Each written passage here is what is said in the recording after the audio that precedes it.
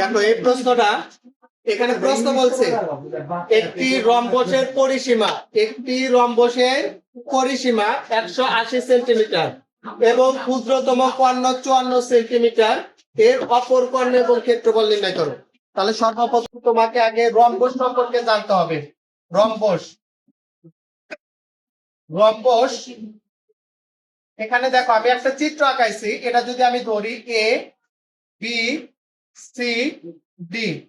সর্বপ্রথম তোমাকে আগে জানতে হবে রম্বস কি।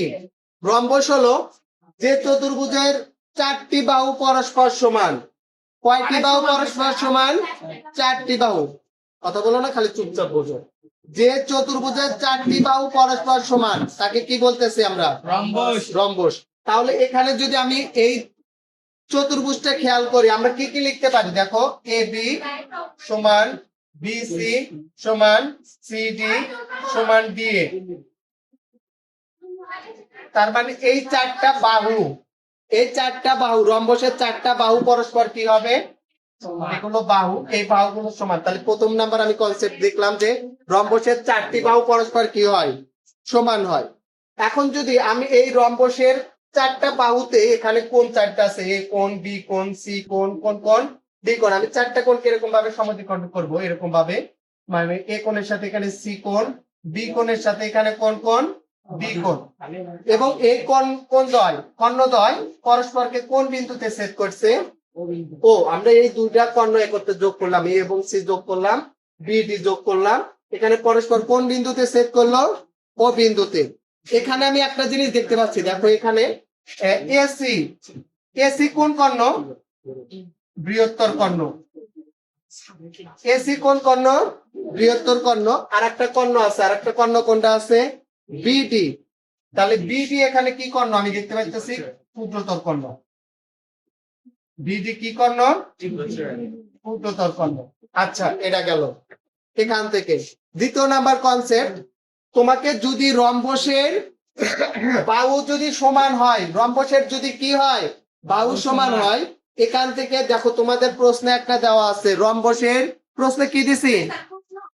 প্রশ্ন দেখো প্রত্যেকেই। রম্বসের পরিসীমা, পরিসীমা, রম্বসের পরিসীমা, পরিসীমার সূত্র হলো 4a। রম্বসের পরিসীমার সূত্র কি? 4a। তাহলে এখান নাম্বার আরেকটা আমি কনসেপ্ট পেলাম যে রম্বসের পরিসীমা, রম্বসের পরিসীমার সূত্র কি আছে এখানে? 4a।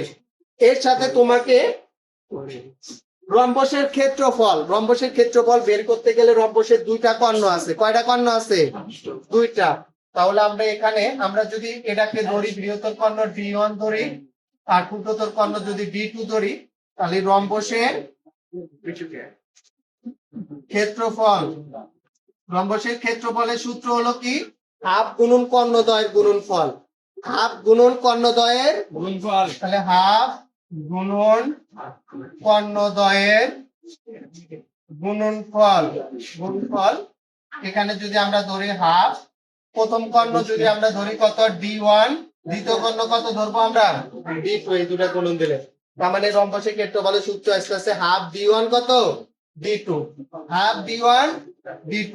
এতটুকু আমার হলো মূল বেসিক কনসেপ্ট, অর্থাৎ রম্বস সম্পর্কে আমরা এখানে অনেক কিছু জানতে পারলাম। ঠিক আছে, এতটুকু পর্যন্ত প্রত্যেকে আগে দেখো। তাহলে এই ক্ষেত্রে আমি বলছি যে রম্বসের পরিসীমা, রম্বসের পরিসীমা সমান কত বলছি? 4। নোট দেখো সবাই, রম্বসের পরিসীমা কত বলছি? 4a। এর মানে 4টা বাহুর দৈর্ঘ্য সমান। আমি লেখাও দিছি এই চিত্রে AB সমান কি হবে? BC, BC সমান CD সমান কত? BA। তাহলে আমি যদি লিখি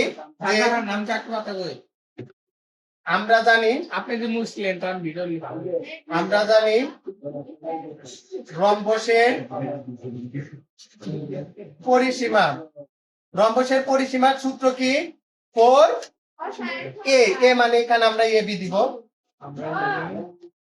4a দেওয়া আছে রম্বসের পরিসীমা।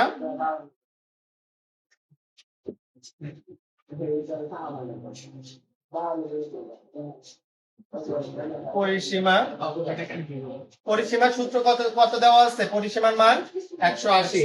তাহলে আমরা জানি রম্বসের পরিসীমা সীমা সমান আমরা জানলাম 4a। আর একটা দেওয়া আছে রম্বসের পরিসীমা, প্রশ্নে মান দেওয়া আছে কত? 180। তাহলে প্রশ্ন মতে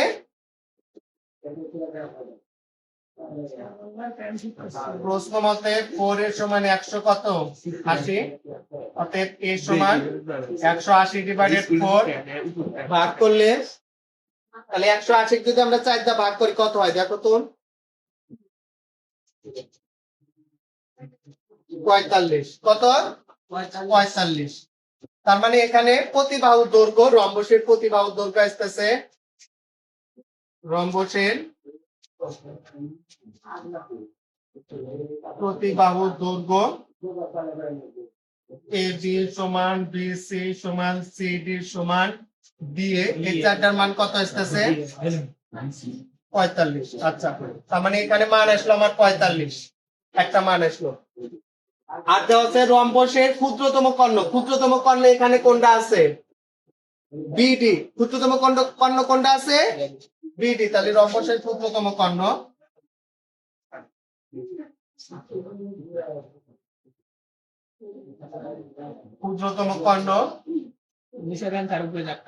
BD সমান কত সেন্টিমিটার? 54 সেন্টিমিটার। রম্বসের কর্ণদ্বয় পরস্পরকে কোন বিন্দুতে ছেদ করছে? ও বিন্দুতে। আমরা লিখব রম্বসের কর্ণদ্বয় AC ও BD পরস্পরকে কোন বিন্দুতে ছেদ করে? ও বিন্দুতে ছেদ করে। তাহলে এখানে আমরা অর্ধেক কর্ণ বের করব। আমাদের এখানে OB সমান OD সমান BD ডিভাইডেড 2 সমান, এখানে মান আসলো BD এর মান হলো 54 ডিভাইডেড 2 সমান কত সেন্টিমিটার হলো? 27 সেন্টিমিটার। কত সেন্টিমিটার? 27 সেন্টিমিটার। তাহলে এতটুকু পর্যন্ত সবার কি ক্লিয়ার? দেখো একটুখানি পড়তে। তাহলে এই ক্ষেত্রে আমরা এই ওবির মান কত পাইলাম বলো? 27। কত পাইলাম? 27। তাহলে এখানে আমাদের দুইটা অংশের মান আছে, একটা এ বির মান আছে আর একটা কার মান আছে? ওবি। আমরা যদি ও এ বি একটা সমকোণী ত্রিভুজ ধরি, দেখো ও এ বি সমকোণী ত্রিভুজের 28 ও এ বি সমকোণী ত্রিভুজে আমরা এখানে এটা অতিভুজ লম্ব ভূমি আমরা ধরে এখানে সূত্র ইউজ করতে পারতেছি, ও এ স্কয়ার প্লাস ও বি স্কয়ার সমান কত?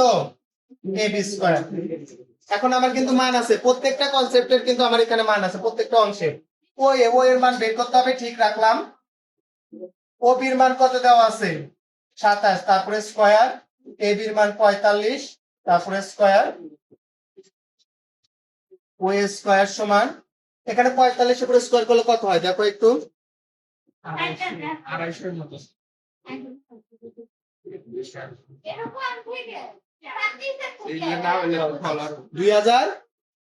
2025। তাহলে 2025 আর হলো এই প্লাস 27 স্কয়ার এই সাইডে নিয়ে যাব, মাইনাস 27 স্কয়ার। অ্যানসার কত হয় দেখো? 27 এর উপরে স্কয়ার করো। 27 এর উপরে স্কয়ার করলে কত আসে? কত? 729। এটা থেকে এটা বিয়োগ করো। ও স্কয়ার সমান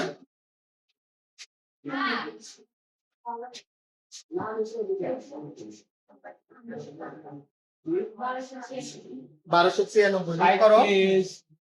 1296, এটাকে যদি আমরা রুট করি ওই সমান √1296 কত?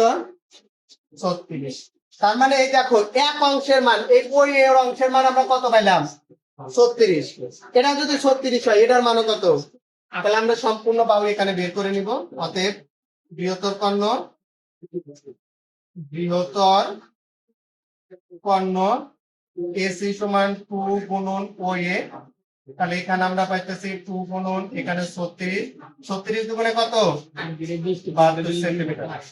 আমাদের কিন্তু এক পার্ট শেষ, বৃহত্তম কর্ণ শেষ। এখন আমাদের আবার কি বের করতে হবে? পরিক্ষেত্রফল। তাহলে রম্বসের ক্ষেত্রফল, তাহলে ক্ষেত্রফলের সূত্র কি? Half d1 d2। Half d1 আমাদের মান কত পাইলাম আমরা? 72 গুণন d2 এর মান কত পাইছিলাম? দেওয়া আছে। d2 এর মান কত দেওয়া আছে? 54। দেখো তো 72 গুণন 54 দাও, ভাগ 2 দাও। 72 গুণন 54 ভাগ 2। একটু সরেন স্যার সাইডটা